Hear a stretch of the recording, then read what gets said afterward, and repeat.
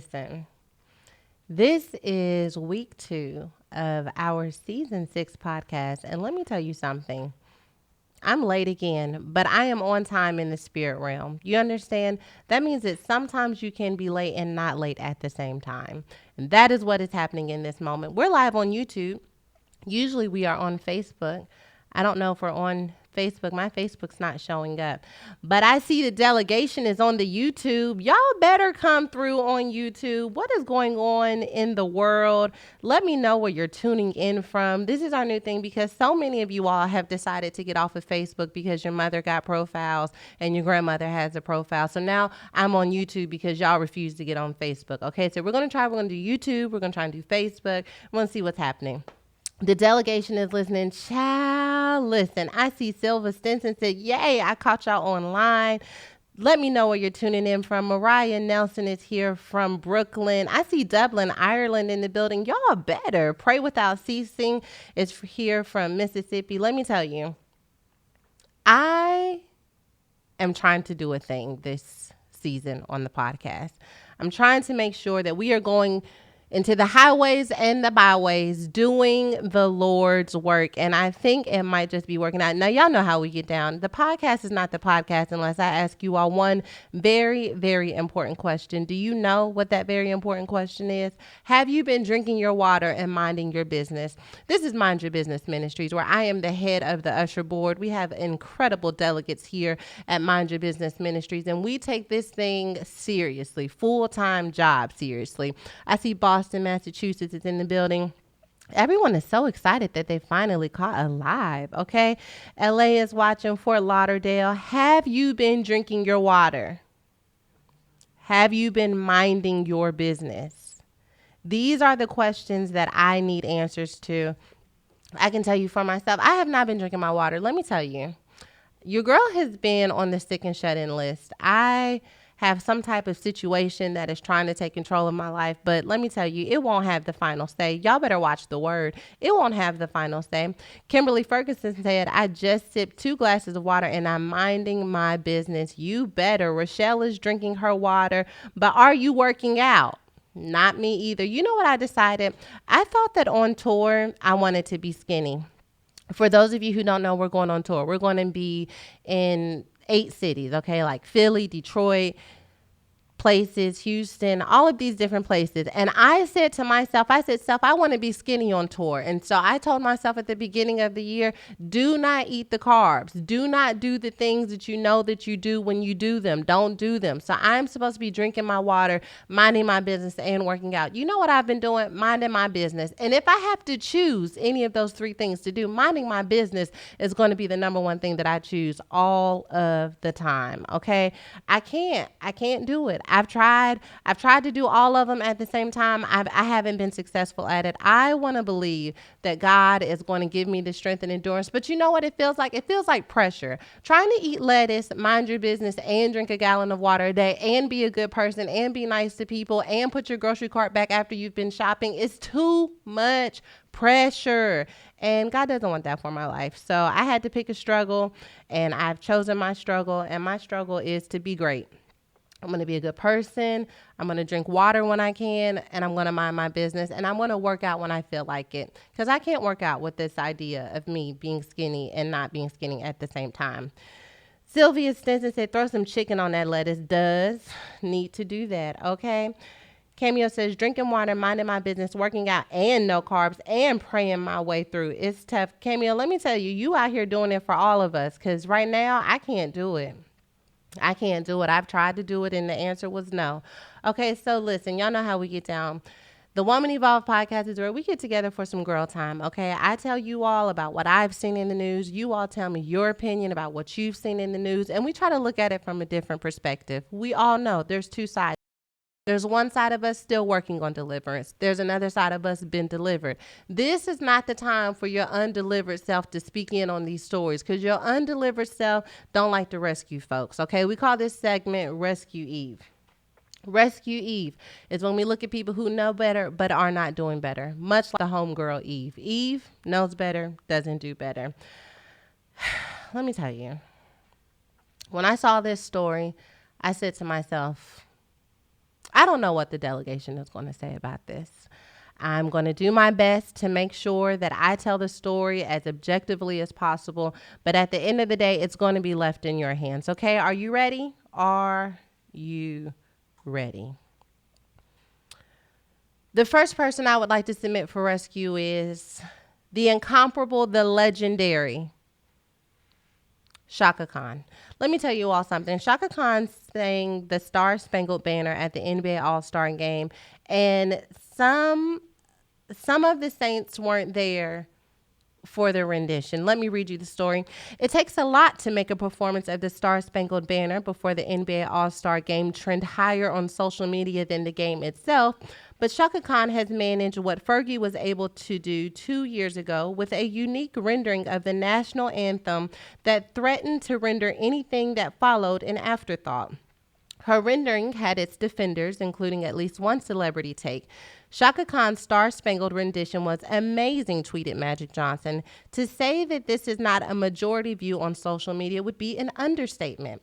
Although there was a tide of backlash against the negative reactions on Twitter, with many saying Khan deserves respect no matter what liberty she might have taken with the ode to liberty. Do y'all want to try and rescue our legend? She's a legend. I didn't even know that we could cancel legends in 2020. Is it possible? Is it possible?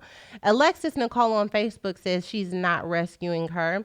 Veronica Smith says, as a Navy veteran, nope, I was very offended. How was y'all? First of all, can I say this? That Chaka Khan sounded like Chaka Khan. Like, I don't think that she sounded like she got a little jazzy with it. Okay, she got a little jazzy. It ain't nothing wrong with a little bit of jazz.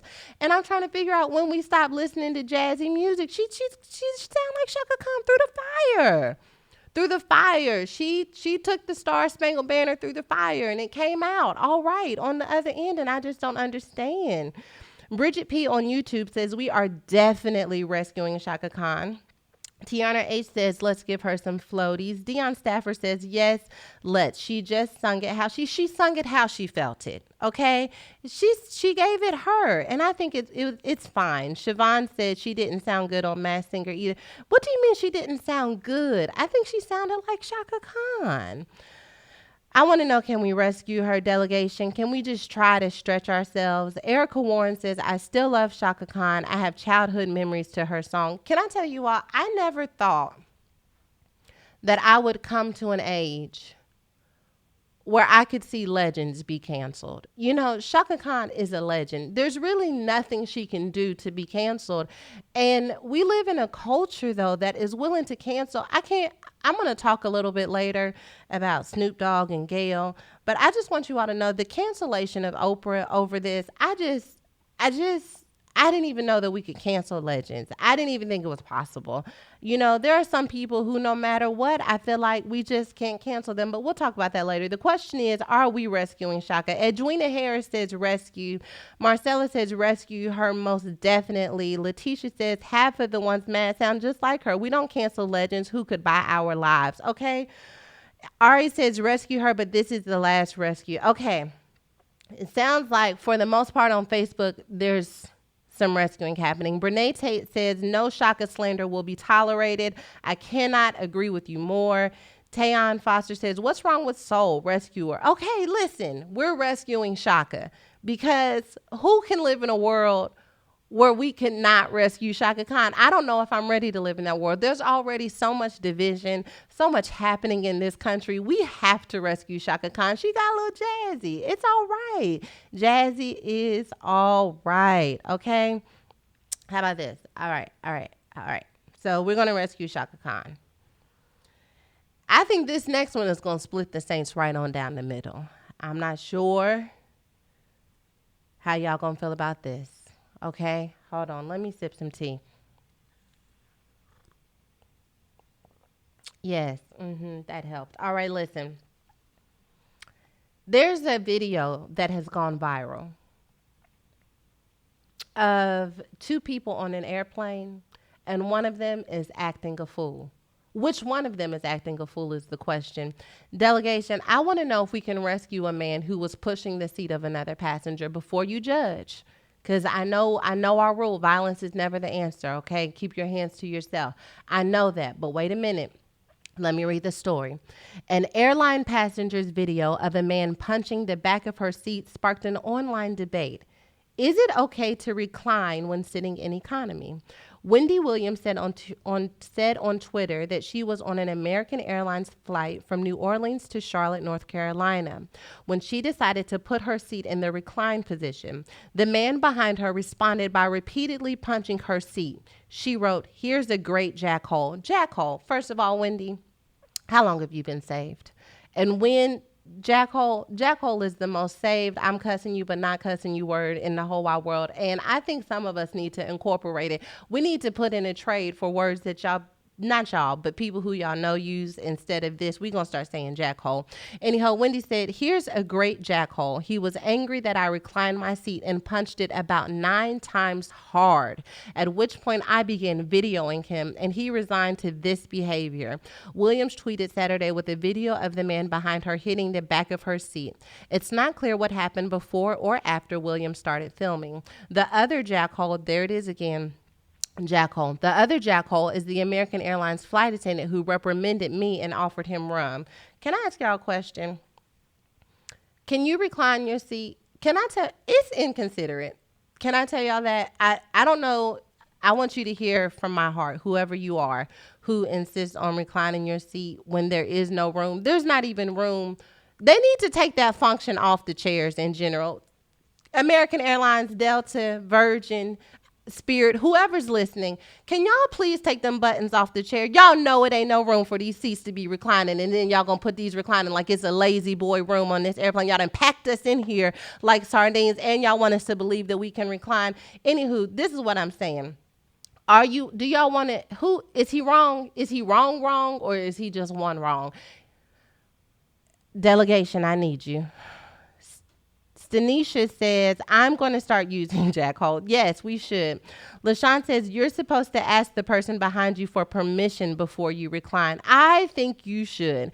Casey L. Watson says, "OMG, I saw that and that frustrated me. So I could only imagine how she felt. Personally, I would have went off." Okay, so are we going to save? I'm confused. Who we trying to save? Do we want to try and save him? We want to try and save him? No. Vanessa Best Tyson says, "Absolutely not rescuing him or the flight attendant. He was wrong on every level." Now, you do need to keep your hands to yourself, but y'all know what? Wendy Williams, not to be confused with how you doing, but Wendy Williams, whoever this was, not only do I know that she's saved because she says jackhole, I know that she's saved because he punched her seat, and that's where the story ends. Because let me tell you about the way my salvation is set up. If you start punching my seat, this plane is going to have to land because 2 of us are not going to make it through it. I don't understand. But when you're saved the way that she's saved, you recline your seat. There's a word in here somewhere. Wendy reclined her seat and she was punched for trying to be comfortable, but she stayed reclined anyway. Maybe God, what happens when your comfort zone becomes uncomfortable? What do you do then when what's supposed to be comfortable becomes uncomfortable? Do you go back and try to make your situation fit into the discomfort, or do you, what? I'm confused. I lost my own word. This is what I'm saying. There's a word somewhere in there. Adia says, "Let's not rescue the airlines. There is not enough space. They getting greedy with the money." Ashley says, "Not him. I got permission when I paid for my ticket. They shouldn't have that reclining function in the seat asking permission."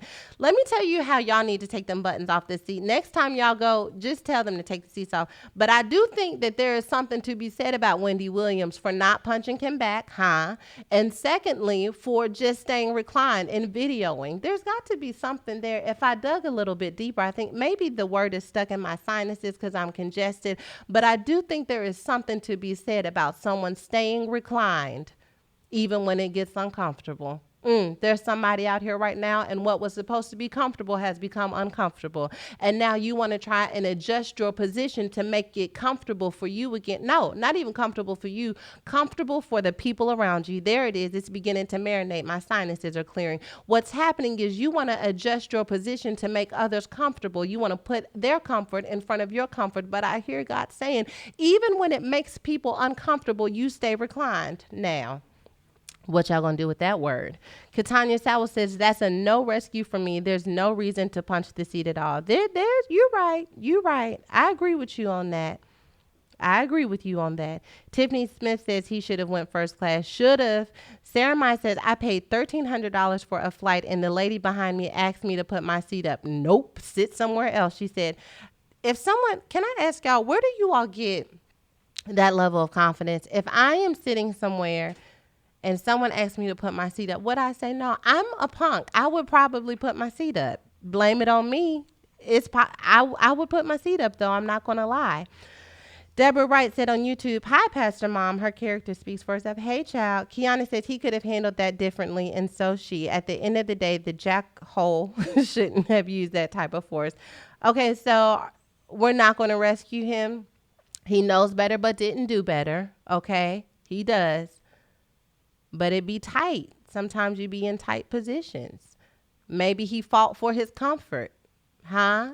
I don't know. What say ye? Carol Watkins says, hey, Auntie Pastor Sarah. Hey, all of them things.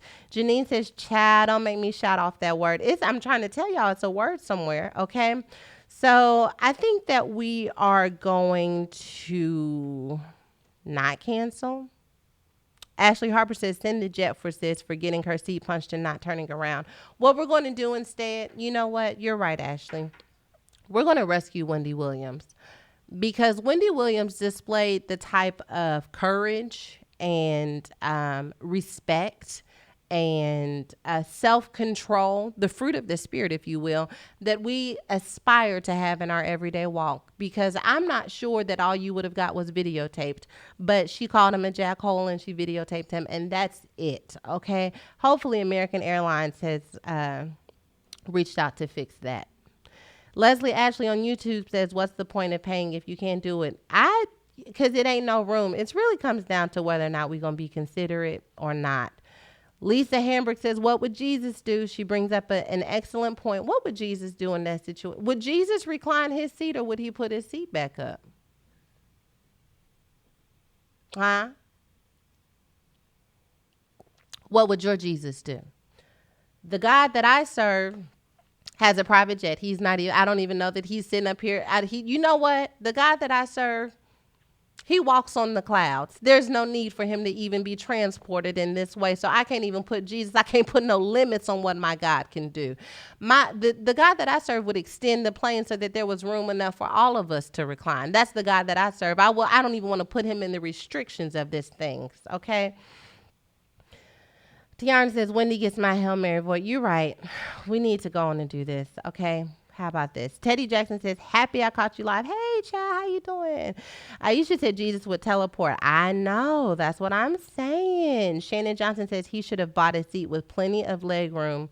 Natalie says Jesus would have bought a better ticket. I have to agree. So listen, I guess we're going to rescue Wendy from the hands of the enemy, from the snare that he tried to trap her in, but she got out.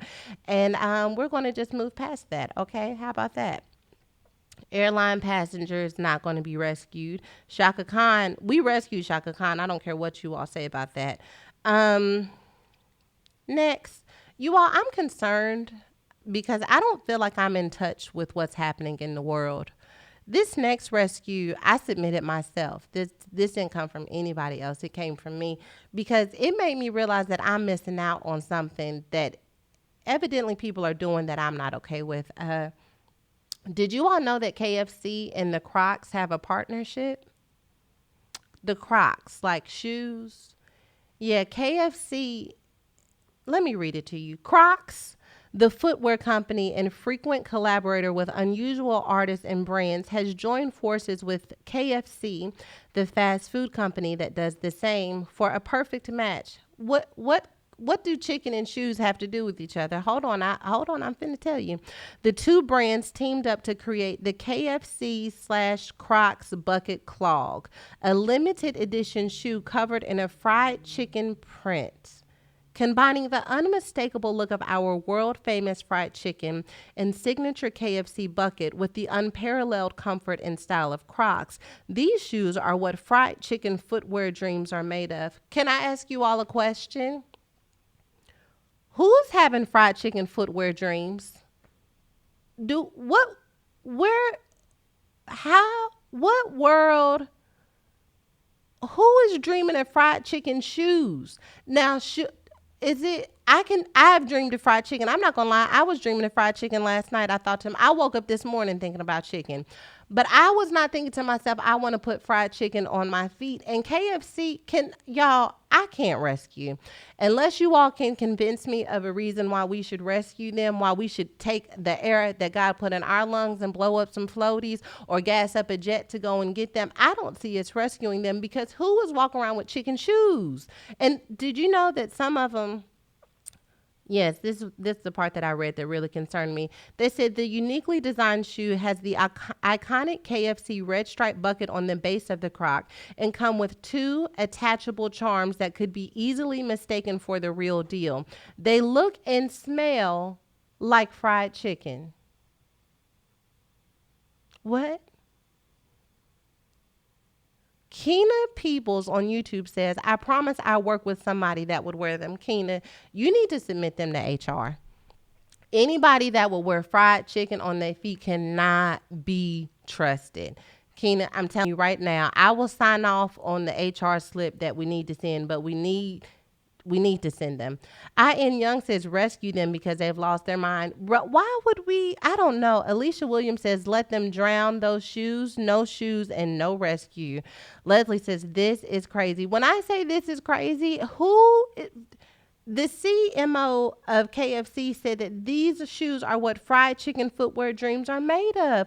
Who has fried chicken footwear dreams? There's a whole group of people somewhere who are dreaming of fried chicken, and we need to know who and where they are, because we cannot associate with you all fried chicken footwears. How? It's not right. Olivia Olive says maybe we'll get some free Crocs with a meal deal. Susanna says, I love your oh, hey, child. She said, I love your personality. Sydney says, the only KFC I'm willing to rescue is the one in Kingston, Jamaica. All right. Otherwise, drown. Fried chicken shoes, you're taking me so fast. Britt Artist Johnson on Facebook said, fried chicken shoes, the pigeons in New York would be attacked. Can you imagine what would happen to you if you was walking around with fried chicken shoes on and the pigeons and rats and things walk by and see them shoes? First of all, do you want your feet to smell like chicken? That's not sexy. This is the month of love. Valentine's Day was this weekend. Who is out here wanting their feet to smell like chicken? That is not the move, my dude. And I just want y'all to totally cancel this idea. I would like to not rescue. Reva Hall says that perhaps they're walking by faith. Perhaps they are walking by faith. Aisha Brown on Facebook says there is a whole team that thought this was a good idea. Can the Saints pray? That's what I'm saying. That somebody got together and said, you know what we should do? We should make fried chicken shoes. And okay. Are we rescuing? No rescue. Tamla Holmes says, I wish I would walk around smelling like chicken feet. LOL. I do not even eat chicken with bones. You don't eat chicken with bones. Tamla, we're going to talk to you later. It ain't nothing wrong with having bones. If you don't eat chicken, that's one thing. But what's wrong with eating chicken with bones? Nothing is wrong with that. Your ancestors, my ancestors, ate chicken on bones.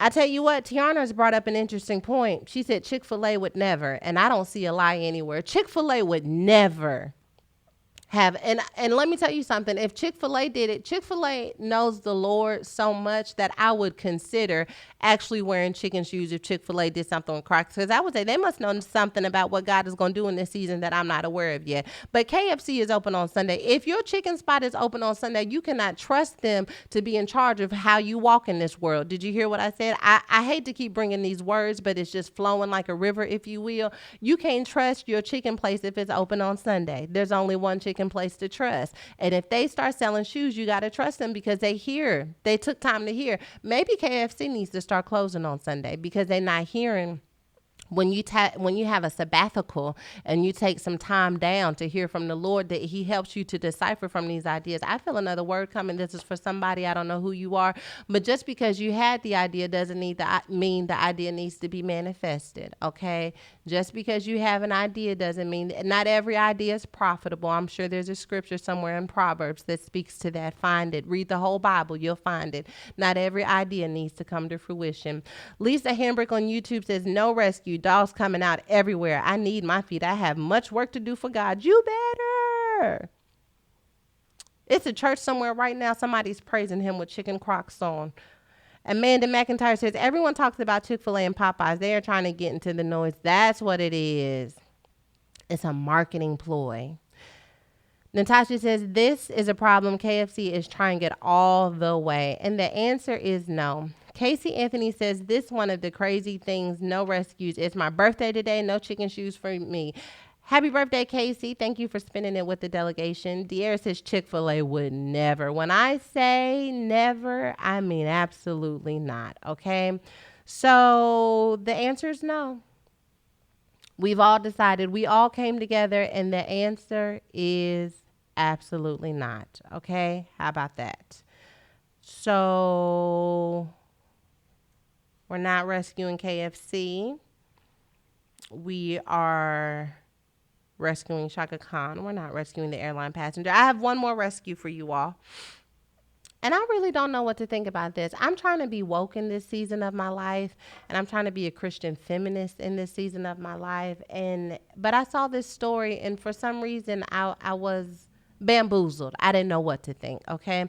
I'm going to read this to you. There's a new trend happening, and who knew, but it's a new thing that on Valentine's Day, not only is this a season of love where people are often proposed to, but women are taking the initiative and proposing to men. Marriage proposals are always popular on Valentine's Day, but it's not just men getting down on one knee. Sarah Sika and Ramiro Flores are both teachers. When they first met at a school in 2014, they got a course in chemistry. We saw each other across the room and we both felt something, Sarah said. After dating a few years, Ramiro proposed, Sarah accepted.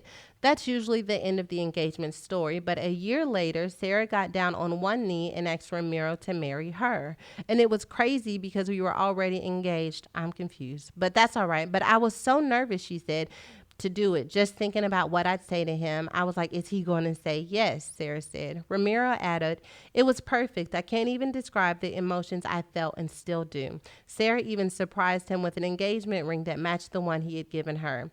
It felt like my way of reaffirming that I wasn't just passively saying yes to his proposal, that I truly was committed to him. Sarah isn't alone. Skier Lindsey Vonn made headlines on Christmas when she asked her fiance to marry her. A 2018 report from Pinterest found the number of people searching for women proposing to men ideas skyrocketed 336% from the year before. Are y'all out here proposing to your mans? Are y'all? Delegation. Can we all come together? Come in closer. Turn the volume up. Are y'all out here proposing to your mans? Y'all, we didn't talk about this. Usually before the delegation does stuff, we talk about it. Can someone tell me what? Okay, now there's a part of me that says, you know what? Women empowerment, rah, rah.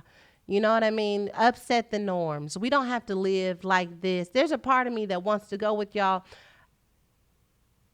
I just can't yet. I don't know what's happening. Can someone help me? Daniel Nicole says, call me traditional, call me old school, call me whatever. It's a no. Thrifty Mom says nope. It's everyone is saying no, no, no. Kay Lovely says again, I'll pass. Marquita says I'll stay single. Shirai says no, ma'am, no, Pam. That's old school. Y'all don't know nothing about that. Alicia Williams says the word says that he who finds a wife, not the other way around. Kanisha says, yeah, women empowerment, of course, but I ain't proposing to no man. First, I don't see it happening for me. Well, I'm in this thing. It ain't nothing I can do. So this is for y'all. I'm trying to help. Can y'all what? Are we getting down on one knee and proposing to a man? Why are we doing that if we are? I need someone to help me. Is there anyone amongst us? Maybe you're listening to the podcast. You didn't get on live. Can you email us at info@womanevolve.com and tell us what it is that we're missing? We want to be woke. I want to rescue. But right now I don't have anything to help me rescue. Shalea Higgs says they're on a whole other level doing too much. Soretta says rescue her. Clearly she needs to be a part of this sisterhood so we can tell her what she's out here looking like. Cause all right. Teddy says when it's due time, my husband will find me his good thing and lock it down. Lily says when I have a proposal, I want it to be my man proposing to me. So no, sis. Diamond Jones Hines says, who? These knees can't take it. I'm unqualified based off that alone. First of all, we don't have Meg Thee Stallion knees, so we can't even get down on one knee to propose to you like that, okay? These knees these knees stopped twerking when we got saved. They don't even go down like the way that they used to go down when we was out here living in the world. So these knees not even set up to go down for proposals and stuff like that no more. You gonna have to drop down on one knee. These knees don't do it like that. And the sage says traditionally, nope, but he already proposed, right? But definitely not getting down on knee. Now I'm not gonna lie, I am confused as to why we proposing and we've been proposed to. This sound like a wedding. This sound like a wedding to me. Now we didn't exchange rings. We married. Because if you propose and then I propose, we married. That's what marriage is, right? She talking about she didn't know what he was going to say. Girl, he was going to say yes because he had proposed to you. What? I don't even understand. Tarj Monet says, I'll pass this. No Meg knees. No Meg knees. Jess Smiles. Jessica Hunt says, I'm not blackening my knees. First of all, what you all need to know, I don't know if white people, can y'all email me, Spanish people, everybody who not black. You know, some of our kneecaps and elbows is dark. And if we get down on the knees, our grandmother already told us that they're going to be blacker. And so we can't even, the way our exfoliation is set up, we can't even get down on, it's so many reasons why we can't get down on one knee to propose to these men out here, okay? So somebody help us somewhere. Christine Coleman says, nope, I don't understand. She said that didn't. She needs help. Reach out and rescue her for help's sake. Okay, so it ain't happening. I don't see anybody. Lily Maxwell says, girl, you know you got bad knees when you hear a crack sound when you're squatting. That's when your knees say child. When your knees start cracking, then say child. Now you know you tried it, okay? The way these knees are set up, she cannot get down and propose. Okay, so how about that? Miss Ross says women empowerment is possibly shooting your shot, sliding in the DM, showing you're interested, not proposing. This is blasphemy. Can we take baby steps? Now, let me tell you, I asked my husband to take me to dinner. Now, before y'all get to writing your letters and stuff, let me say this. My husband was talking to me all throughout a church service. I was trying to mind my business. He was talking to me, making small talk on the side. I knew I was going to be in his city, and I said, listen, I'm coming to LA, and you're going to take me to dinner. Because that way you can get all of this talking out, and now we're married, okay? That was me shooting my shot. First of all, I knew it was a sure thing. I wasn't putting myself out there necessarily because he had already been talking to me. What I'm saying is this, that was a baby step for me. And once I did that, and we went out to dinner, everything else was on him. I didn't pay for the dinner. He picked me up. Like, I had one of them real... Can I tell y'all something? Let me tell y'all real quick. Nobody asked, but here I am. You know what I love so much? Let me tell you about God restoring the years, because you know your girl was out here doing the things. Got caught up, got heartbroken, got down to nothing. God saved me, rescued me, hallelujah. But let me tell you how he gave me that first date experience. You know how when you're young and you want to have that first date, and you want the person to pick you up and they open the door and go to the restaurant. Because now people out here, they serial killers and we don't even know. You meet them on Craigslist. Don't pick me up. I'll meet you at the restaurant. I know, right? God set it up in such a way that I was able to have a first date experience. And I just love him for that. I'm not really sure how we got there. Oh, how we got there is this though, is that once I shot my shot, it was on him to make all of the other free throws and all of the other 3 pointers. Okay, I didn't have no more responsibility after that. And what I want y'all to do is not do everything. Okay, baby steps into this, and no proposals, not yet. God don't want that for us yet. Okay. Letitia says, finally catching alive. It's been a minute. Hey, best friend and Pastor SJR and Delegation. What's up? Shanika McNeil says, shoot your shot when it's a sure thing, huh? Huh? Yeah, that's what I'm saying. You got to shoot your shot when you know, when you didn't had, when your arm, y'all watch Love and Basketball, when it just roll off and you know where it's going to land, okay? How about that? Okay, Jessica Hunt says, I'm scared to date. I know, child. I know. Everybody is. Everybody is. We're gonna talk about that in the advice section. Everybody's scared today. You know what you got to do with that fear though? You got to get rid of that fear. Fear is God. There is no perfect love. There is no fear in perfect love. Okay, because perfect love casts out fear. That's what the word says. Okay, and if you find yourself being afraid to love, afraid to open up, afraid to even be transparent and vulnerable with someone else, it's probably because at some point you experienced rejection, maybe you experienced hurt. And I want to encourage you to not just allow those feelings to live down on the inside of you. I want to challenge you to get the help and resources you need. And that's why this podcast is sponsored by BetterHelp. Oh, yes, it just happened to you. BetterHelp is all the help that you need to help you sort through those feelings and emotions that plague all of us when we realize that we've gone through some challenges. BetterHelp has licensed professionals that are on standby to help you work through anything: depression, stress, anxiety, relationships, trauma, sleeping, anger, whatever you're facing, BetterHelp can help you. And best of all, it's truly affordable. One of the things that I love about BetterHelp, besides the fact that my good friend, Dr. Anita, was one of the licensed therapists on there, is that they have financial aid available for those who qualify. One of the reasons why we don't get help beyond the stigma in the mental health community, in the Black community or any community about mental health, there's also this notion that we can't afford it. Oh, I can't afford it. I can't afford to get the help you need. Well, they have financial aid and they're actually very affordable. So Woman Evolve listeners are getting 10% off your first month with BetterHelp.com. The discount code is EVOLVE. That is EVOLVE. So why not get started today? Go to BetterHelp.com/evolve. Simply fill out a questionnaire to help them assess your needs and get matched with a counselor you'll love. That's BetterHelp.com/evolve. Okay, how about that? That's what y'all can do. Okay, and that'll help us with these fears about dating and stuff. Okay, because ain't nobody got time. Ain't nobody got time for that. Okay, you've been through too much. Okay, get better help of somebody. Let me tell you. Agnes Hernandez says, get better help before you propose this. Sis, we want you to get some better help because we heard about what's happening out here, and we can't do it. Okay. All right. Listen. So BetterHelp is one of our sponsors today, but now it's time for us to get into Hail Mary. Hail Mary is that time of the week where we take a minute and just acknowledge people who are out here doing great things in the world, in the community, in the culture.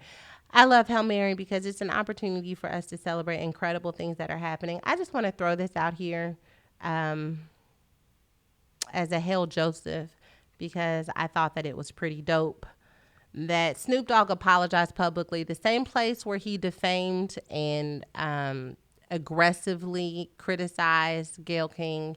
He also apologized, which I think is great because sometimes people talk behind your back or people do things publicly, but when it's time for them to fix it, they try to fix it privately. The same place where you dragged me, the same place where you tried to make a fool out of me is the same place you need to go and fix it. And Snoop Dogg owned up to that. Gayle King says she accepts Snoop Dogg's apology, and the CBS anchor says she's sorry that her interview last week added to the pain of people grieving over Kobe Bryant's death. The rapper had posted a profane, threatening video directed toward King last week following her interview with WNBA star Lisa Leslie.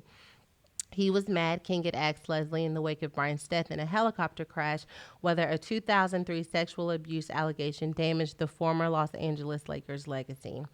While others shared his anger, Snoop Dogg was criticized for the ugliness of his threat. He posted an apology on Instagram saying, when you're wrong, you got to fix it.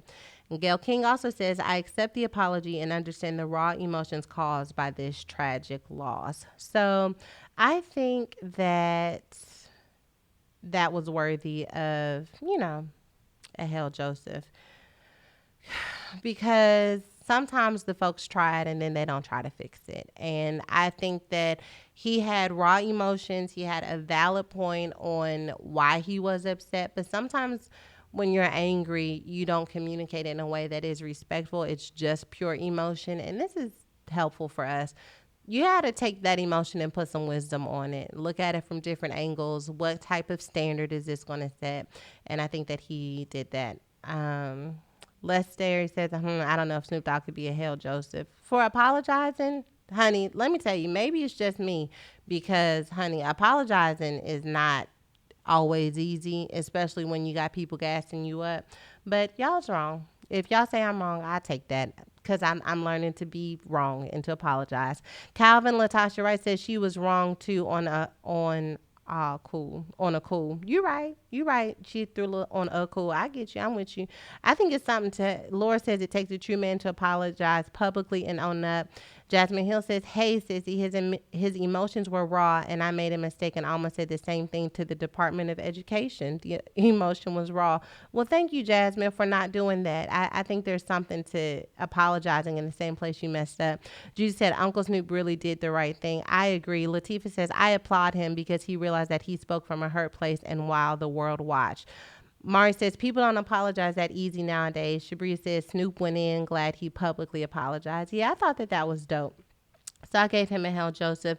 I'm giving another Hell Joseph to LeBron James. LeBron James Foundation is sending almost 200 students to college tuition free at Kent State University. 193 students from LeBron James I Promise School were told that they would have all 4 years of their schooling paid for, along with 1 year free of room and board. The students will have to maintain a good standing by attending class, getting good grades, and volunteering in the community. So that's another thing that I thought was super, super dope, because a lot of times we create these opportunities through charter schools or academies where students are able to get education, but then when it's time to go to college, sometimes they don't have the resources or tools that they need. And I thought for him to go ahead and take care of that was something that was really dope and honorable. So I definitely want to give a Hail Joseph to him for that. Star says, "That's amazing." Tempest Smith says, "LeBron is amazing." India Bryan said, "Yes, LeBron." And Trail said, "Awesome. Indeed, indeed." Armel says, oh, she's talking about Snoop. "It takes a great person to recognize they're wrong and try to fix what they did." Thumbs up to Snoop. Totally agree. So, yes, we giving thumbs up to LeBron James. And then my last Hail Mary is for Janaea Sky. If you're on the internet like I am, then you know that Janaea Sky is a dancer, a stripper who went viral after falling from a 15-foot pole. I don't know if you guys seen this video, but it looks incredibly painful. But she went viral after falling from a 15-foot pole, but she's optimistic about the unfortunate situation. This is kind of where the Hail Mary comes in. On Friday, Janaea Sky sat down with Wendy Williams to discuss the incident. Janaea's appearance on the show followed her surgery, so her mouth was wired shut. Still, she channeled her inner Kanye West to explain how she felt about the incident through the wires. "No, I'm done," Sky said when asked if she would go back to dancing at the club where she ended up falling. She says, "I'm taking this as a blessing. I've been praying to get out of the strip club for a very long time." So let me tell you something. The fact that she took her fall as a blessing, I thought was something worthy. My husband actually preached about this. You guys should watch The Message from the Potter's House at 1LA on Sunday. But I told him when he saw the story, I was like, yeah, I'm definitely putting her on the podcast because she's been looking for a sign that she needed to get out. She's been praying, and that was a sign if ever there was one. And I think that there is one thing, like now she's probably popular, and there's, maybe something that there's an argument that could be said that maybe she went back to dancing, that she would have even more of a following or something. But instead, she took that sign and she is not going back to dancing. God be giving us signs sometimes. Some of y'all been praying that God would give you a sign, and y'all done dropped off of poles and got back on the pole. And what I'm saying is my girl took the sign and did exactly what she said she was going to do. And so hopefully she's able. I know Wendy Williams gave her $10,000 towards her becoming, I think it's an esthetician she wanted to become, or cosmetology school. I can't remember. But I thought that was really dope. So big ups to you from the delegation. Girl uploads says, child, I'm so glad you got out of that mess. Sometimes God will bring the storm so you can learn today. Indeed. Cicely Sigmund says he did it and was an awesome message, and the revelation that came from you guys got to check out that message. It's really, really good. Kimberly Williams says she has a great testimony, but it was a bad fall, but a great one too. It was a terrible fall. First of all, when I first watched the video, I didn't realize she was at the top of the pole. It was just, and then she fell, and then I had to watch it again, and she tried to dance a little bit afterwards, but child, it was too much. Nicole Jones says, I saw the video, I'm praying for her. I pray she doesn't go back to her occupation. I hate it took her being injured to leave, but look at God. Now she can further her education, a blessing in disguise. Yeah, it's an esthetician. She wants to be an esthetician. So hopefully she can help us get our skin together. Okay, she can help some of us who want to look like we ready to get on the pole, but don't want to get on pole because, that is real out here. And so if you're listening, Janae and Sky, help us come out with a fitness video. Come up with a fitness something to help us get these love handles together, okay? Because ain't nobody got time for that.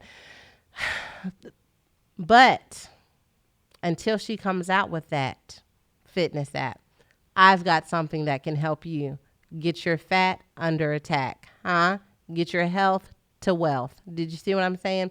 And that's Noom. This podcast is also brought to you by our sponsors over at Noom.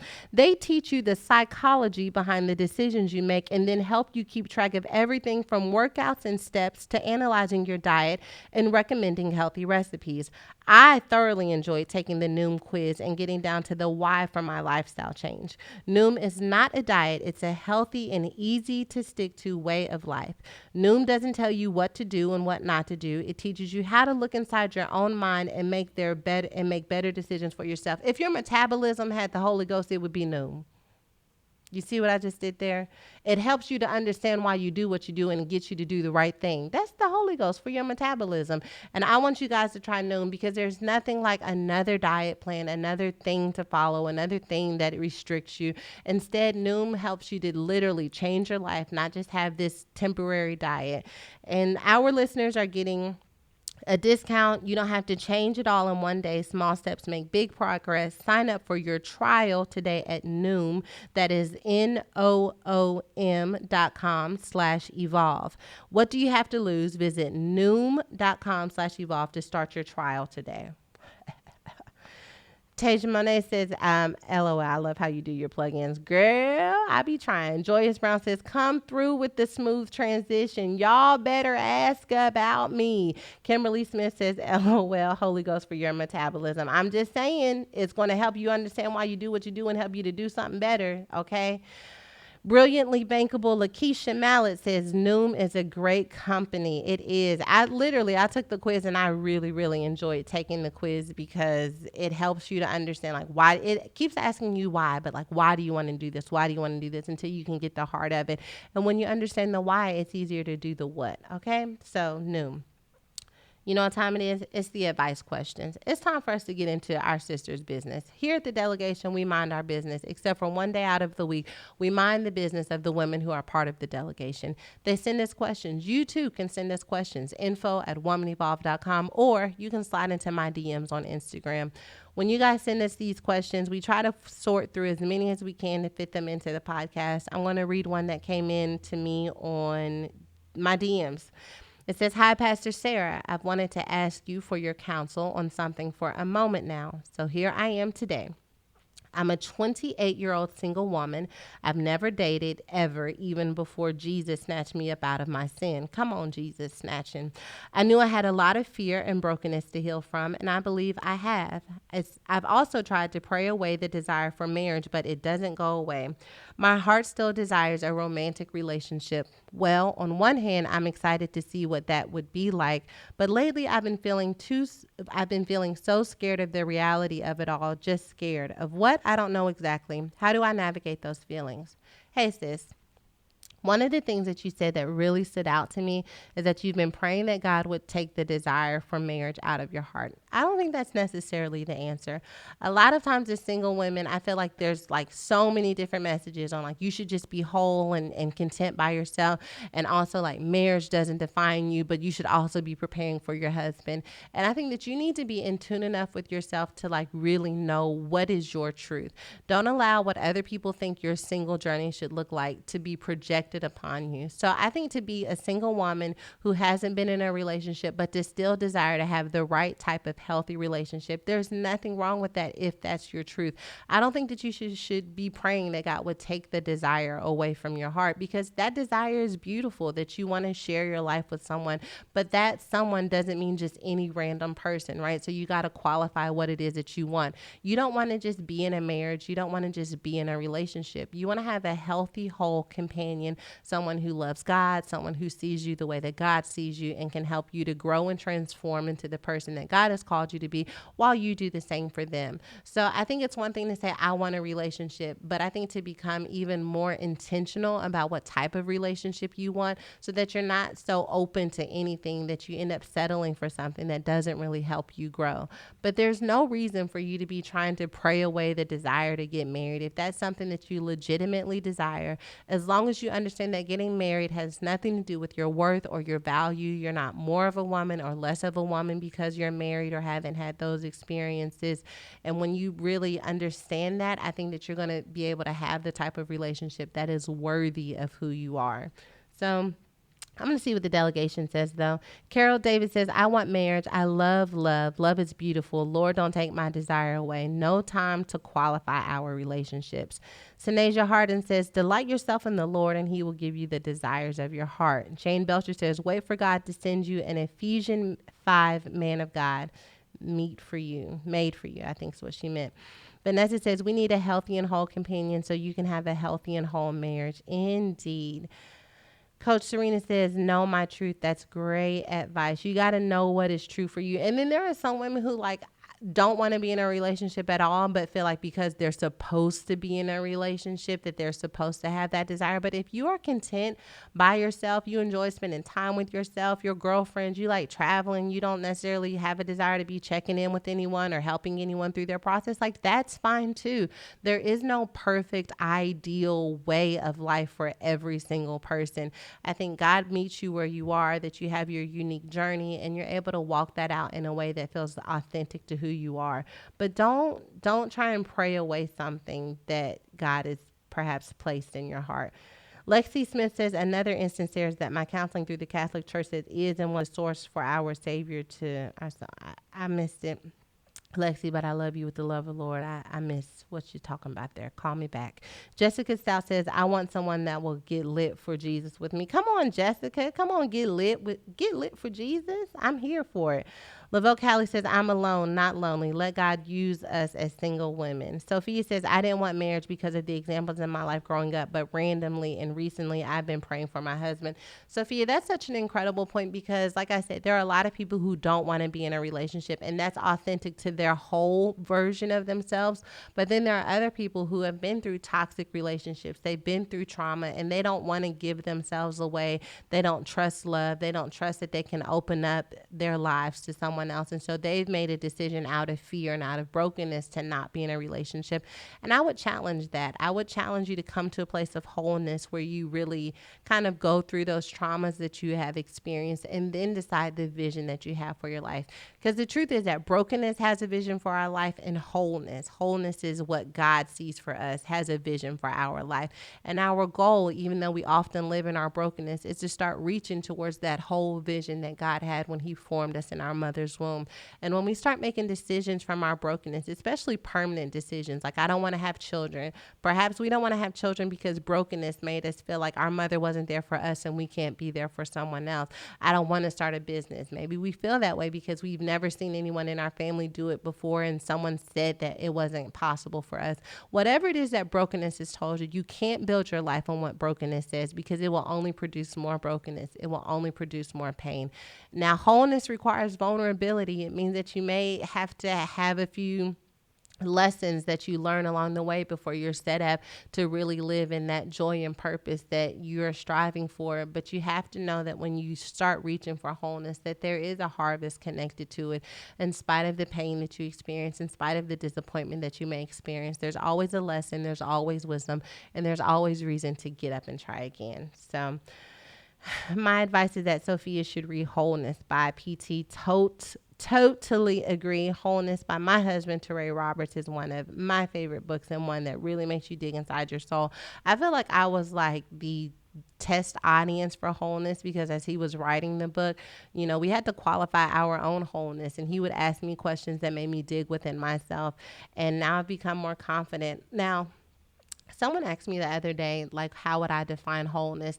And for me, wholeness doesn't mean that you have everything together, but it does mean that you have a full perspective on your strengths and weaknesses, that you are defined by neither, that you understand that they are all a totality of who you are, and that you're actively working to make sure that you're filling in the holes, the spaces, the weaknesses that make us live up to the least version of who we are. That may mean through apologizing, that may mean through humbling ourselves and connecting with others, being vulnerable, but not allowing ourselves to be defined by either spectrum of who we are. It's really important.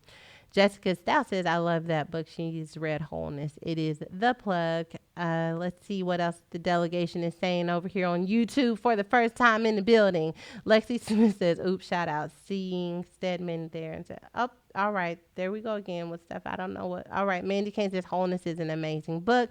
I totally agree. Okay, so my next question, it says, hey sis, I need parenting advice. I've lived a homosexual lifestyle for many years before my child could speak. God has changed my life completely around in 3 years for his glory. Now my husband says he wants 2 wives and is using scriptures to explain why it's okay. We have a 4-year-old daughter, Abigail, who shares a great relationship with her father. If this becomes real, we need to get divorced, and I want to move back home to Virginia.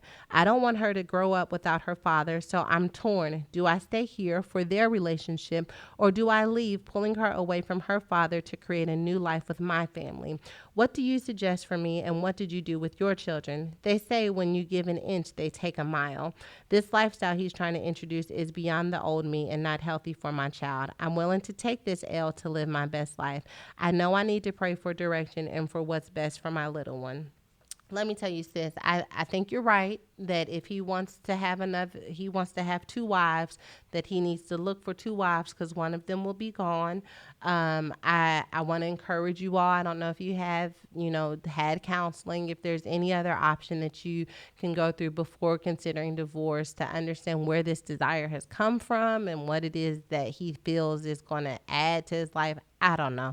But if it comes down to it and you guys decide that you're definitely going to get divorced, I think that one of the best things that you can do is to really be in an environment that is going to facilitate wholeness for you and your daughter. It sounds like you've made some transitions in your life, that you feel like you're at a place where you've really grown. And in order for you to honor that and continue to grow in a direction that feels healthy for you and your daughter, I would suggest that you, if that means going back to Virginia, that you begin to set up your life to move in that direction. I think there are some legal implications that cannot be ignored. A lot of times we go through divorces or we go through these child custody issues and we kind of have verbal agreements and we don't want to get anything set in law. I really do not suggest that you go that route. I think that you guys need to really begin to legally look at what some of the options are. You moving her to Virginia doesn't mean that he won't be able to be in her life. You don't indicate here where you live, but I want to suggest that you start planning in advance how he's going to be able to facilitate his relationship with his daughter should you decide to move to Virginia, whether that's through FaceTime, monthly visits, whatever that looks like. You have to determine what it is that you're going to need, what she's going to need, and how we can facilitate that through this transition. But I totally agree with you that you want to be in a place where you feel safe, where you can heal. Divorce, no matter whose fault it is hard on everyone. It was hard on me. I was justified biblically in me getting a divorce, but it was still a difficult transition for me and my children.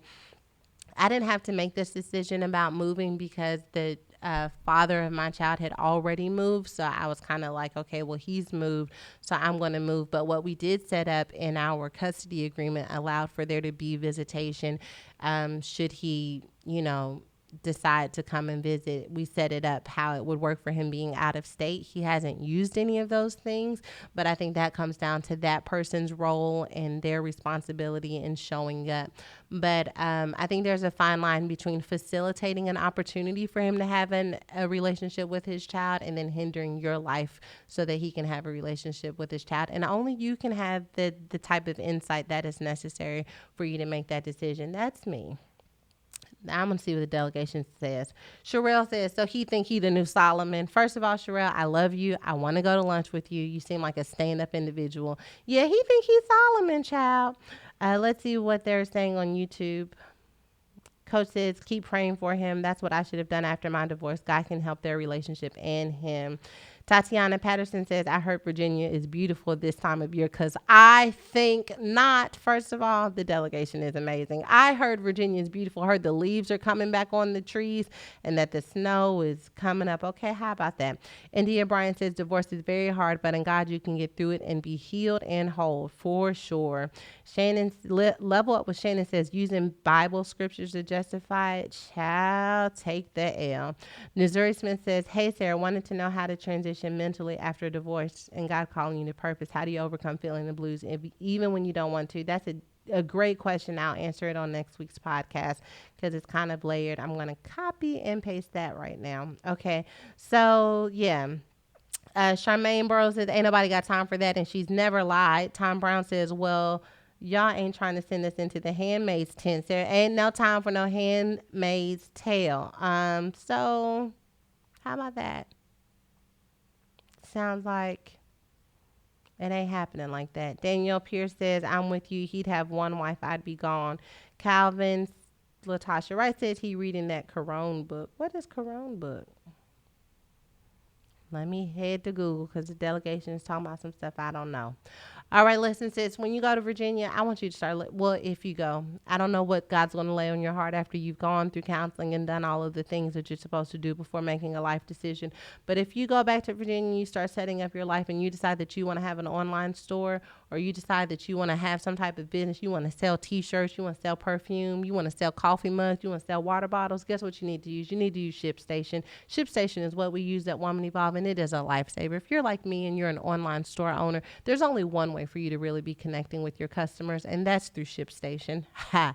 All right, ShipStation is the number one choice of online sellers. You'll ship more in less time with the best rates available. No matter where you're selling, Amazon, Etsy, your own website, ShipStation brings all your orders into one simple interface. ShipStation works with all the major carriers, including USPS, FedEx, UPS, even Amazon Fulfillment, so you can compare and choose the best shipping solution for you and your customers.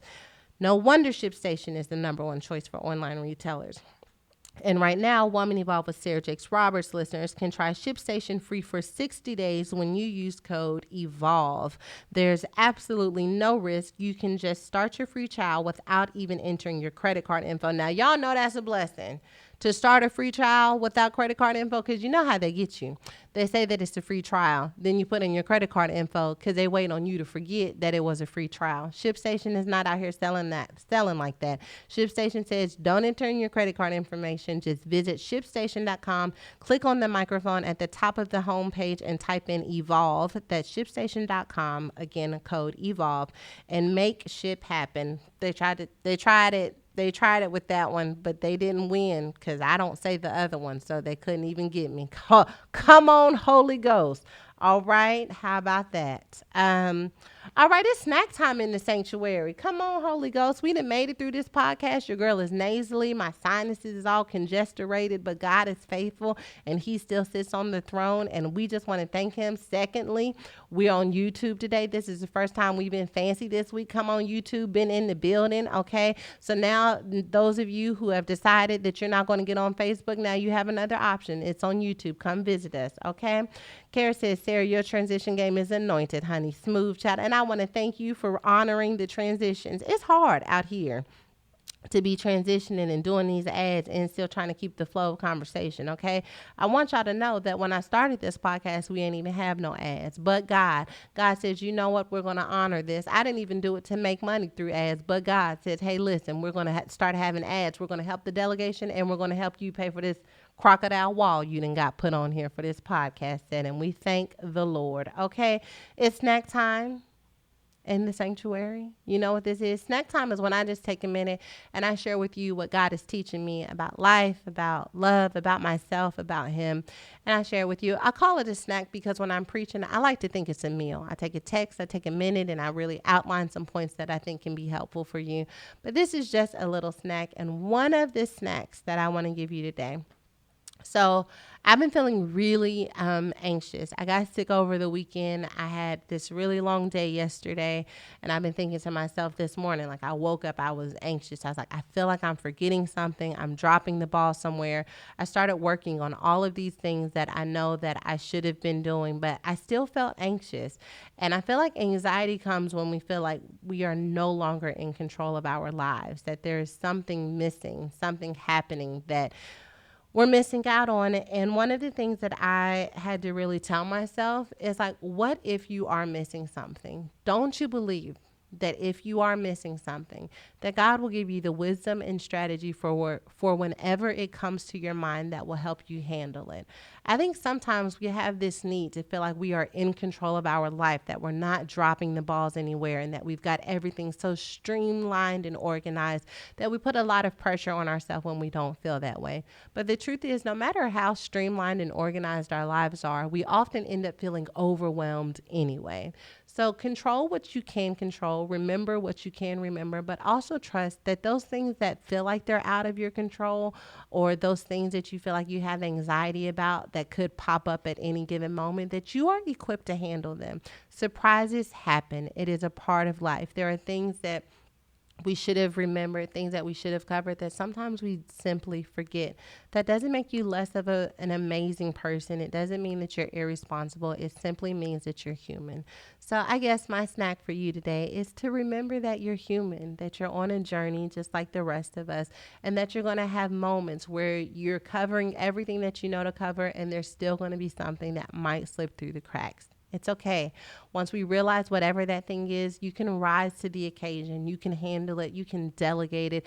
And better, you can plan next time for how to avoid it happening again. This is not permission to be just irresponsible and just let things go, but instead to give yourself permission to be present in what you're doing today, to be focused on who you are in this moment, and trust that when whatever pops up, that you're going to be able to handle it. I was thinking about this notion of anxiety because when you have anxiety, you also don't recognize what other options you have. So I had anxiety over the weekend because I knew I was getting sick. We've got a photo shoot and a film shoot that we did yesterday that I knew was going to be all day long. My nails were jacked. It was Valentine's Day. My husband and I hadn't really done our plans yet. And so I was like, man, I need to get on my Valentine's game. I need to get rid of this cold. I need to find time to get my nails done. If you listen to this podcast, you know your homie does not get her nails done. It's not my vibe. But I had all of these things that I felt like I needed to get done. But when I was living in that space of anxiety, I couldn't see a strategy. When I zoomed out of the picture and I said, you know what? My husband's flying home on Valentine's Day. If we sit at home and we just look at each other, that will be Valentine's Day enough for us.